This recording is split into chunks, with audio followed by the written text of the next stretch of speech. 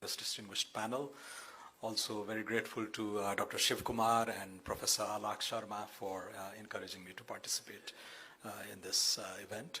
Listening to Lord Desai the other day at the opening plenary made me nostalgic. 30 years ago I was a student at the London School of Economics, and he brought this paper by T.N. Srinivasan, which tried to demolish the whole paradigm of HDE through the HDI, saying this is a redundant index. Everything HDI correlates perfectly with income per capita, so there's very little value addition that this index is. So it's not a new paradigm; it's a reinvention of the wheel. That was the paper exactly 30 years ago, and all the proponents of HDE, Amartya Sen is 90 years old, Mahbub al-Haq has long passed away, Meghnad Desai is 84, and I was looking around, and there's very few young folks who've been steeped in the HDE tradition, going back to the early days, who are still active. And I was looking at myself, and I felt quite fortunate that I've traversed this 30-year journey. As a student of HDE, I produced 2 NHDRs, 2 regional reports, authored 2 global reports, one co-authored, the other one actively engaged. And when I was the vice chairman in the policy realm and in Planning Commission, introduced the first MPI report, which was immediately used to allocate funds in the newly federated country. So, and I've worked as a senior economist at the World Bank, been a chief economic advisor at UNDP. So I've been to all the different places, which in the past used to be seen as rivals, as pushing competing schools of thoughts and all that. So very fortunate now to emerge as a neutral, perhaps a credible arbiter of many of these disputes. So it is from that perspective that I want to comment on the concept, on the measure and the policy applicability of the human development paradigm, right?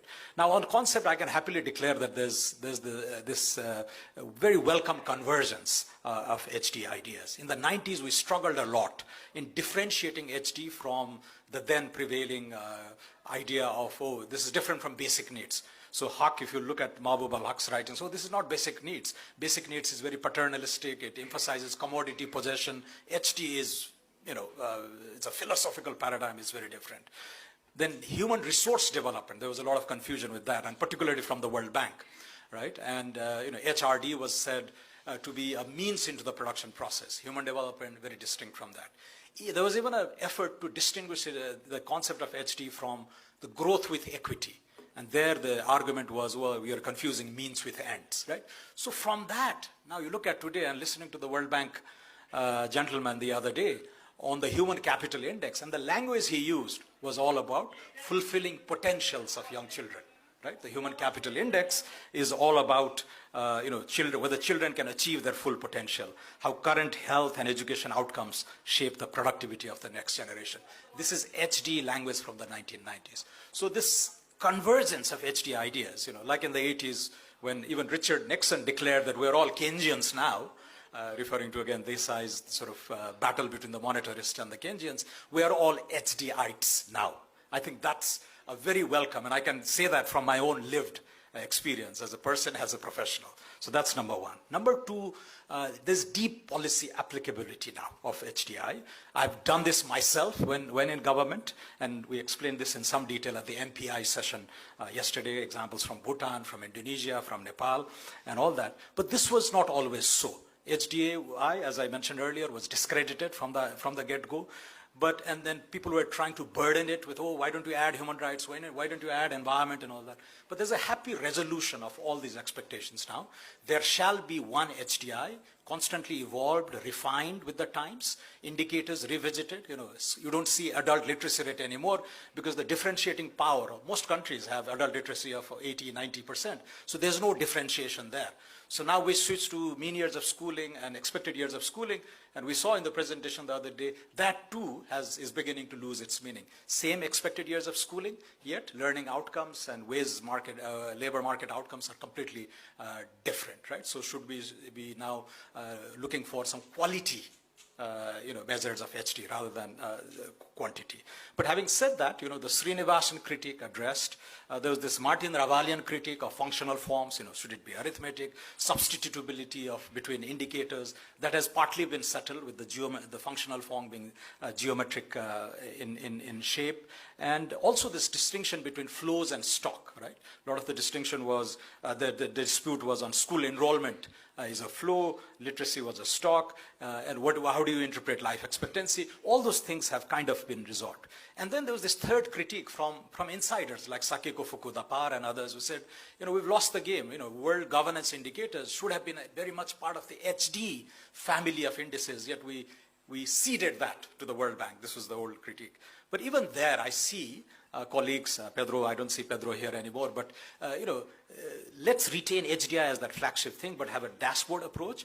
And let's now do other indices. So IHDI, with inequality rising in prominence, let's discount HDI from a lens of inequality, and recently also on the planetary stress or the planetary adjusted HDI, right? So these innovations, I think, are very much welcome. So policy applicability now in funding allocations in intergovernmental transfers in Nepal, I was giving this example, we use HDI. We're beginning to use MPI, and the granularity of the data, the periodicity of the data, becomes frequent.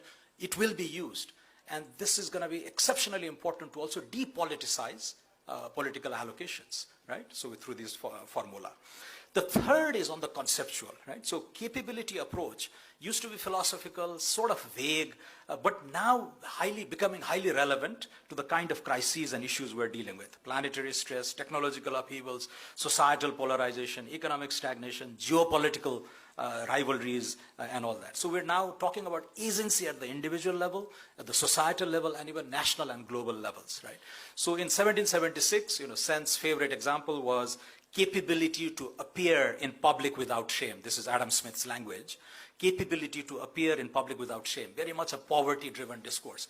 But now, capability to affiliate, social capital, social capabilities are very much ideas that need to be borrowed to address the kind of challenges that we are in, right? So so both on the concept, on the measure and policy applicability, I think we've evolved, matured, wide acceptance, but we do need to now adapt also, right? So the indicators move from quantity to quality. This overwhelming focus on the deprived, where do the poor live? I think Sita Prabhu mentioned it on the first day. It's middle class in mega cities that is becoming as the new sovereign units. So this will need us to refashion our discourse. More people living in middle income countries, and concepts of vulnerability and inequality now perhaps more important than the concept of poverty, absolute poverty. And on the how, we used to focus a lot on this old socialist sort of redistribution kind of policies, but now, public provisioning of basic services is becoming a new science of delivery. And part of that story, you see it right here in India, unique ID, real-time data collection, co-payments, PPP, and all that. So Brazil, India, China, so from this classical tax and spend kind of pro-HD policies, we are evolving here as well. Now, looking to the future, I think the word polycrisis has been mentioned. So the test of the relevance of the salience of HD as a paradigm will rest on how well we do in answering the new issues, right? So on economic stagnation and jobless recovery, HDR 94 talked about human insecurity, 2020 compact and all that, but these things are changing. Tax bases are weakening. The issue of indebtedness in the 80s was very different, which gave rise to the HD paradigm. But you look at Sri Lanka, you look at Pakistan, you look at Lao PDR, that HD framework should answer those new challenges in a new guise, right? On demographic and technological disruption, HD did a good job in talking about the care economy in a globalized world, but what about gig economy with grandparents, right? This is a new sort of easing society. How will we address that? Routine tasks that are codifiable will go. Demand will increase for high order cognitive skills. So what does that mean for schooling, conventional sort of educational parameters? Role of big tech, etc. will come later. On planetary, climate action needs secure long-term financing, but private incentives are skewed towards short-term capital gains. How are we going to fix this from an HD framework? Big issue on the social polarization and fragmentation, envisioning social protection, right? And finally, the geopolitical fault lines as well. This involves exercise of agency at the national and global level. HDR 2013, that I was part of, took a very positive view of the rise of the South, India, China, Brazil, South Africa, etc. But now with US, China, even India, China contestations, how